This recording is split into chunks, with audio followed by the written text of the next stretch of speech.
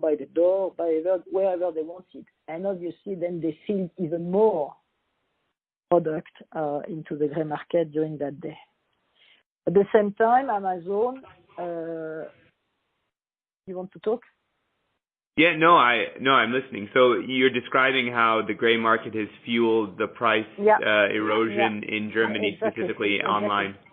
Exactly. And then, but I mean, up to now, Notino and Flaconi, Douglas was living with them, was not really impacted. I mean, the growth of the e-commerce site of Douglas in Germany was tremendous. I mean, it was an enormous business of the German brand. So I mean, it was honestly, those Flaconi and Notino were just a joke, quote unquote. But then you have another guy, which just arrived, which is Amazon. Amazon said that when they left the US and went for for Europe, they said that their first market would be Germany. Obviously, size, wealthiness, I mean, it's clear. And then UK. So they entered in Germany. They have a very, very strong success with the prime customers. And then we saw that we didn't think that they would go into the selective perfumery for a couple of reasons. One, because it's a small market compared to where they are usually working.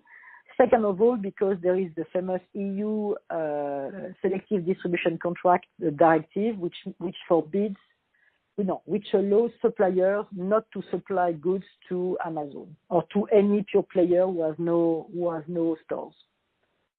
The problem that these Amazon guys, they entered into the weakest market in Europe, specifically Germany. Six years ago about, Amazon started to sell some Coty product again, always Coty, back again, and Coty sued them immediately in front of the German court. Unfortunately, the Germans are not very keen at the selective distribution contract because they have no luxury business, contrary to France, Italy, or others. And in first court, Coty lost. In second court, in appeal, Coty lost.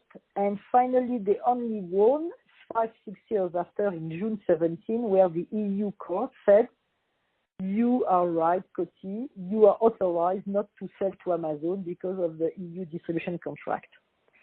But I mean, just to explain why Amazon as well, not only because the prime penetration in Germany is good, but as well because it's probably the weakest country where you could enter in the beauty sector. Because for years, Amazon is asking Chanel, Dior, Saint Laurent to open, to distribute them. None of them agreed, except Coty again and again and again in the US, which accepted to be an Amazon retail. Now back to Germany for a second. Between October 16 and June 17, we have seen the assortment of Amazon retail in selective beauty increasing up to 8,000 SKUs. 8,000 SKUs, it's about half the number of SKUs that a small store is proposing to customers. Not only 8,000 SKUs, but as well at a 30% discount, 30. Because basically the Amazon system is quite stupid. His software is just looking at the lower price and is just benchmarking this price. And then, as I explained before, you had Notino and Flaconi, which were either one or the two, or one of them had small prices because that's their only reason for existence. The big difference between Notino, Flaconi and Amazon is Amazon is a very, very strong guy. And again, it is prime customers. You can have the free delivery, which is one of the issues of this market because it's costly.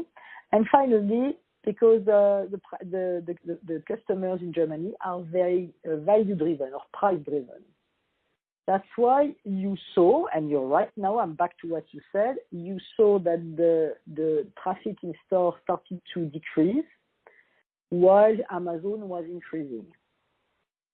And we were able to defend online while running high-low promotions, and we were able to sustain a double-digit growth on the Douglas e-commerce while Amazon was developing. So basically, you can defend on vis-à-vis Amazon if you have the Douglas brand, if you have an aggressive promotional approach. Just to correct what you said.